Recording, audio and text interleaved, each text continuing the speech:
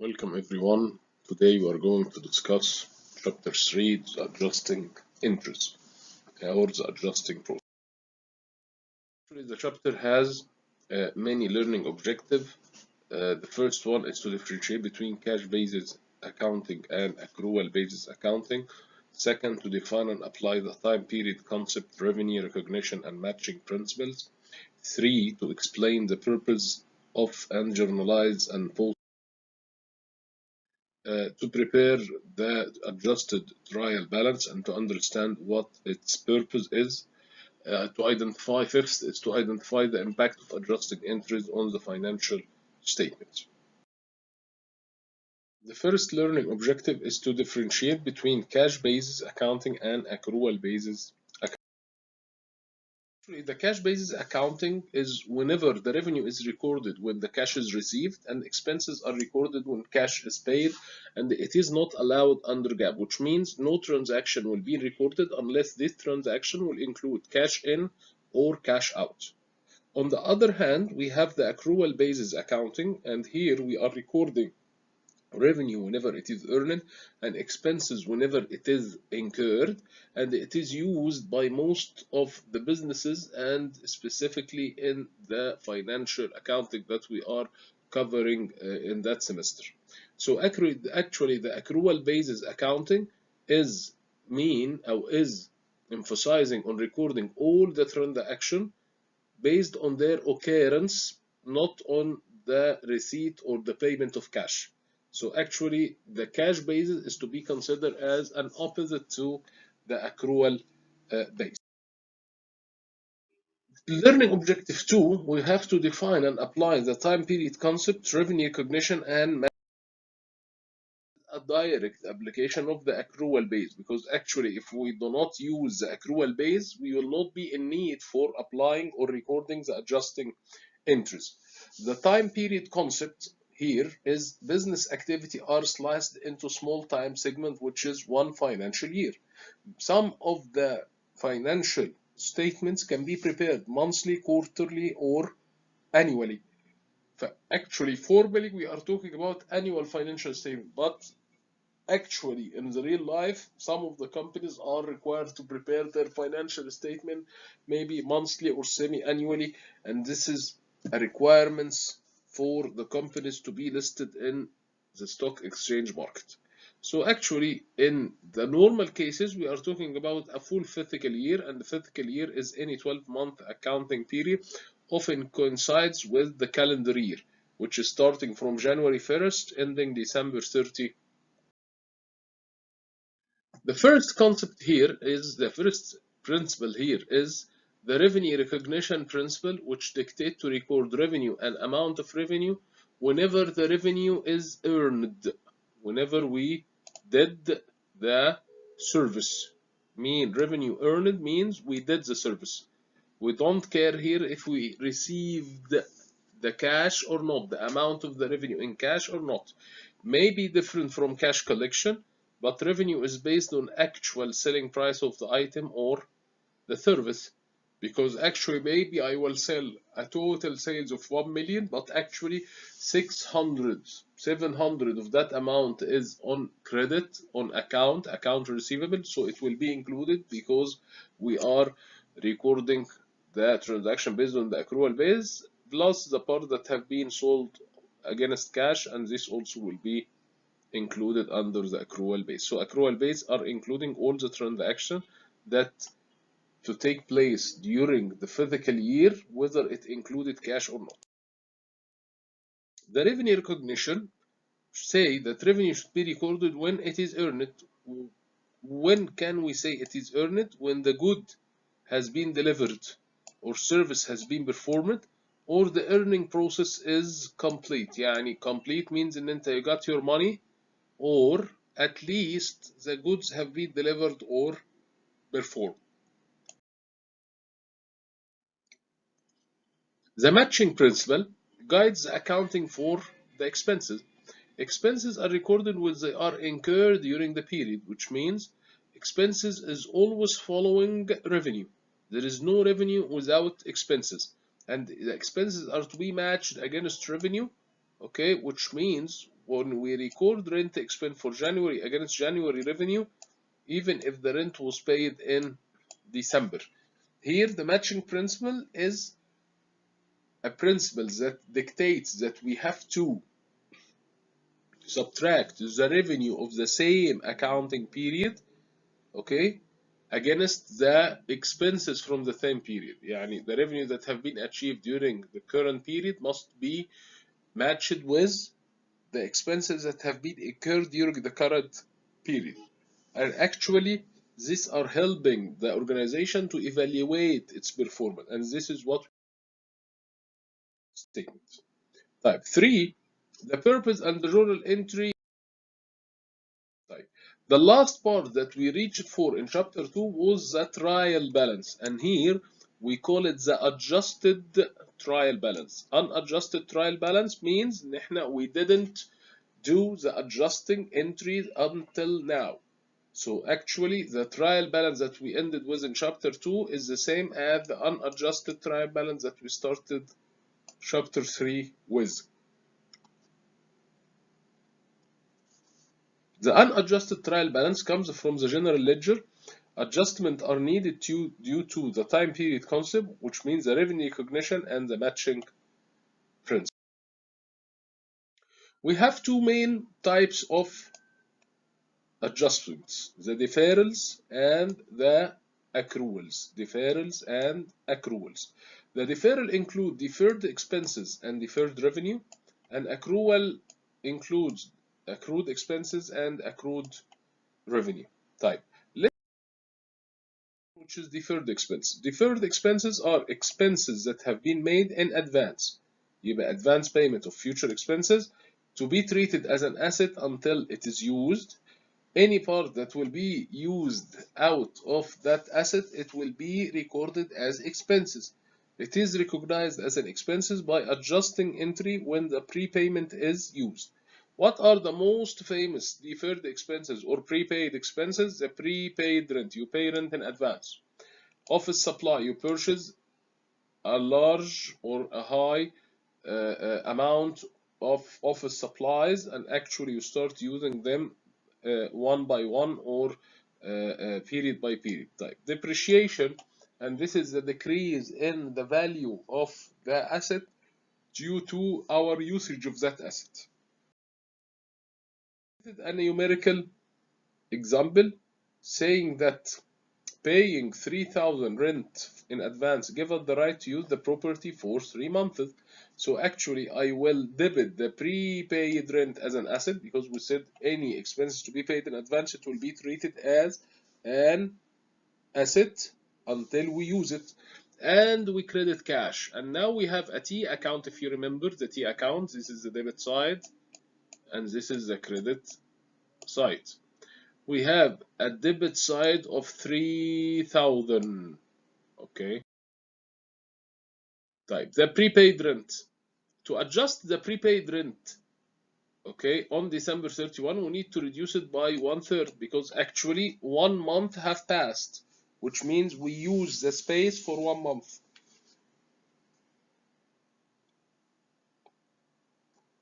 Whatever we have used out of the rent, out of the prepaid rent, it must be credited to rent expense with 1,000, the 1/3 that we have been used. And the prepaid rent has decreased by 1,000. So the T accounts that have included 3,000 will decrease by 1,000. So the new balance that will appear in the adjusted trial balance is 2,000, and this 1,000 will go for the rent expenses. So the rent expenses will increase by 1,000, and the new balance will be 3. This one is the adjusting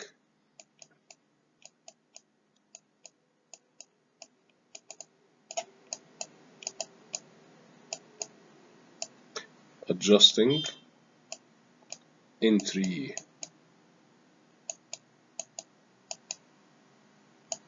This is the adjusting entry. Okay.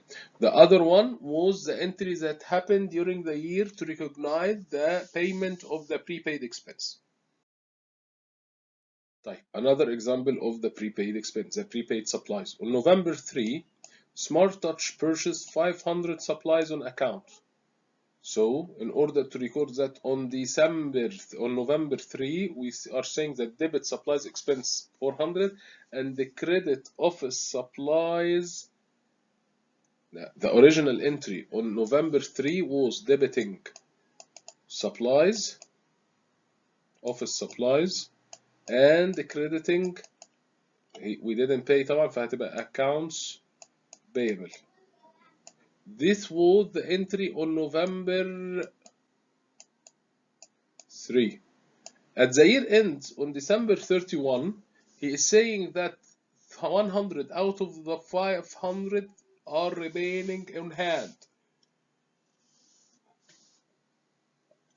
So I have to decrease the office supplies with the 400 that have been used. This is why I credited.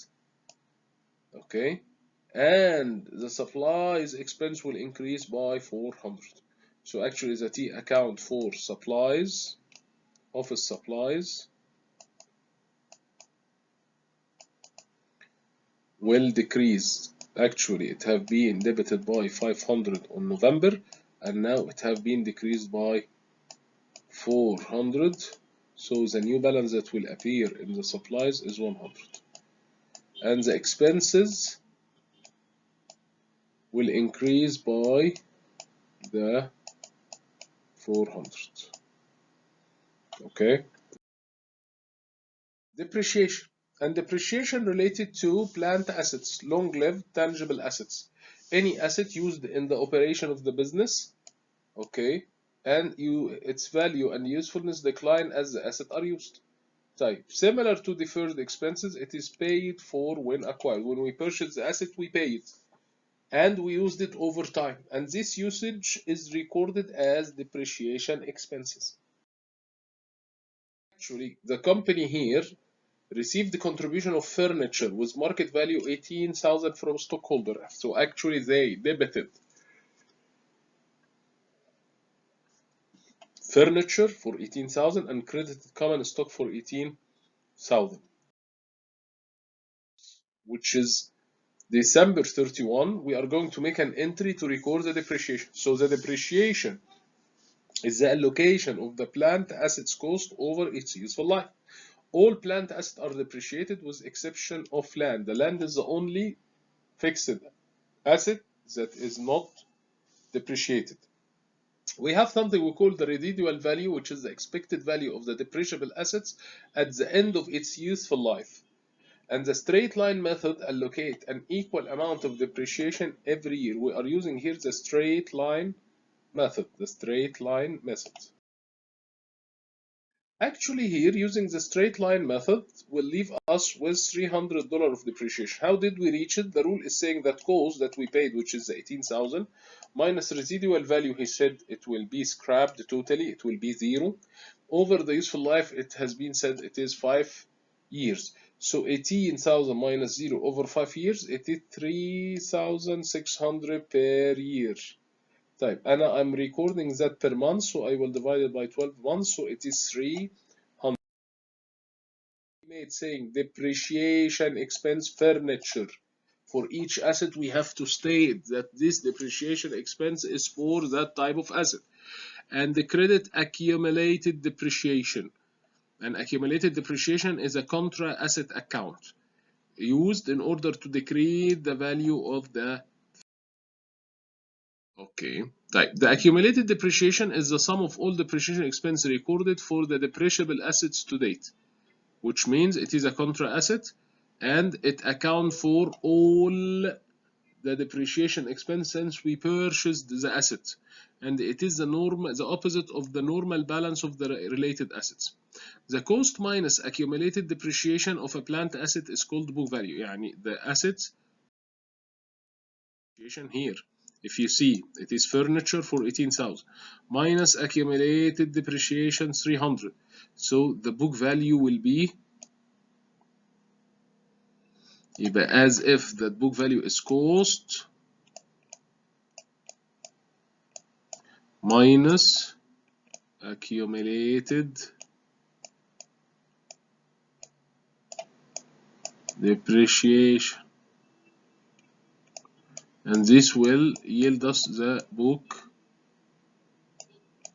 value. This is the book value. Okay, the same will be done for building. 60 minus accumulated depreciation, this is the book value. Land has no depreciation, so actually the cost will be book value starting from the time of purchase.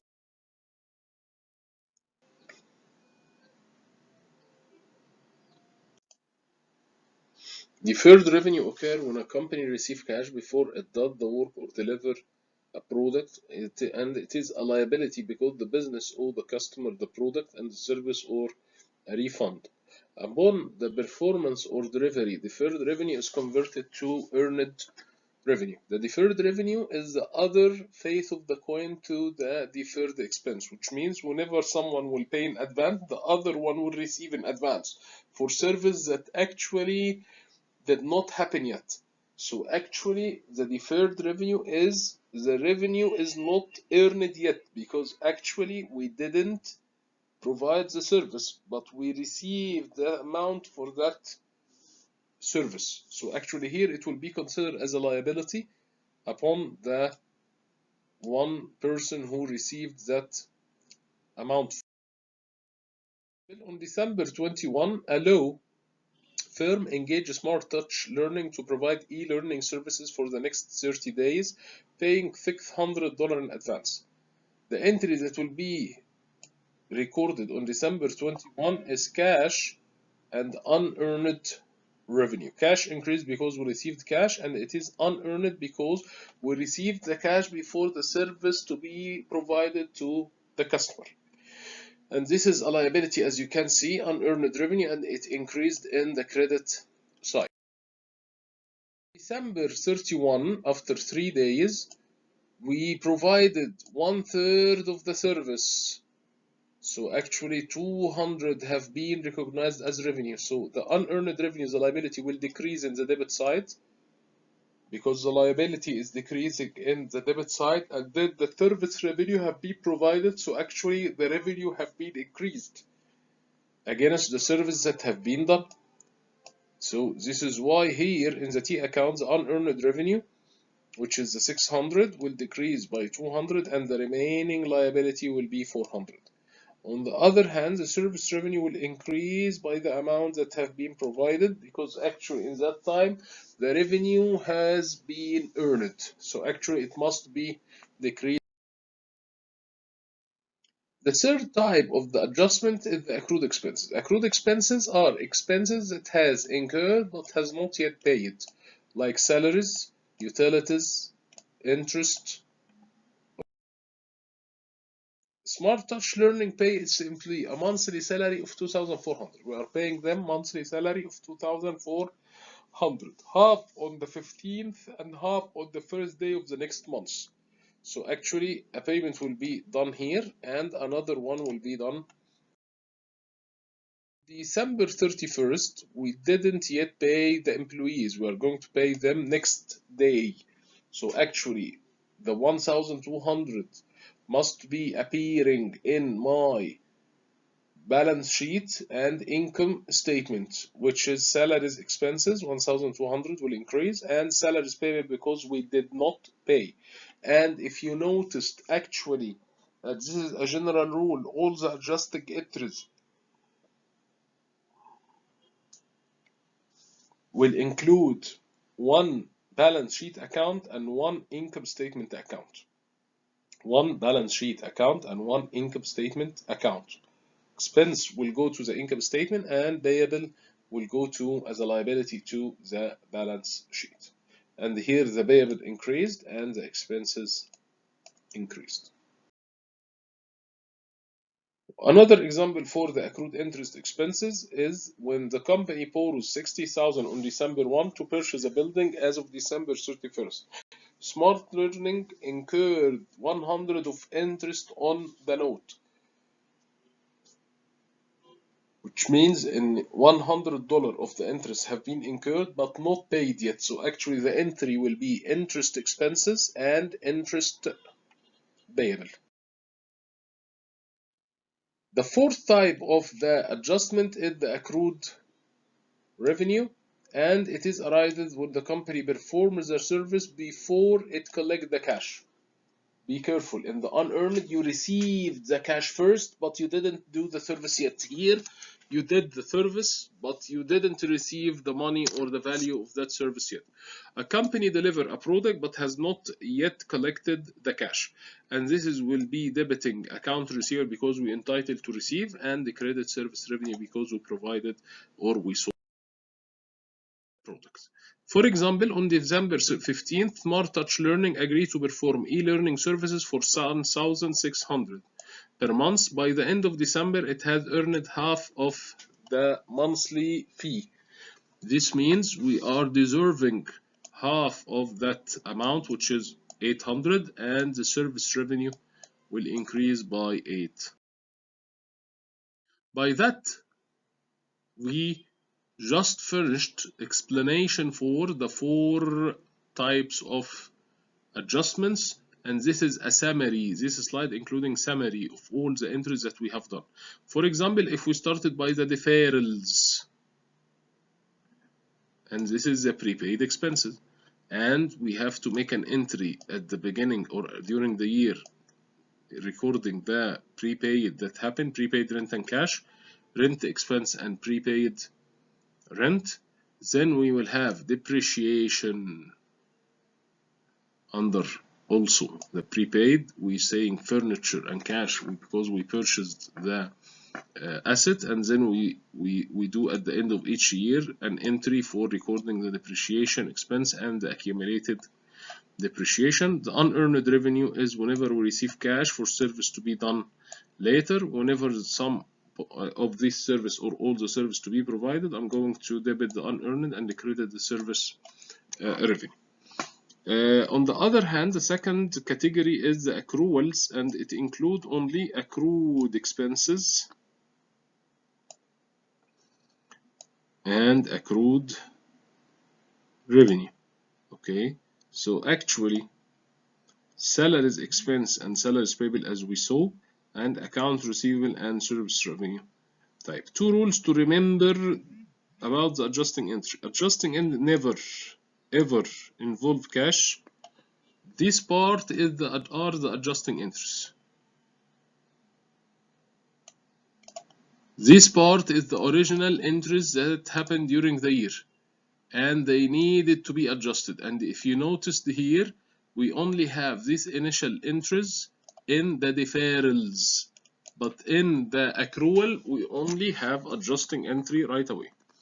Adjusting entry either increase revenue account or increase expense account. Here expenses, revenue, expenses, revenue. So it is all about revenue. And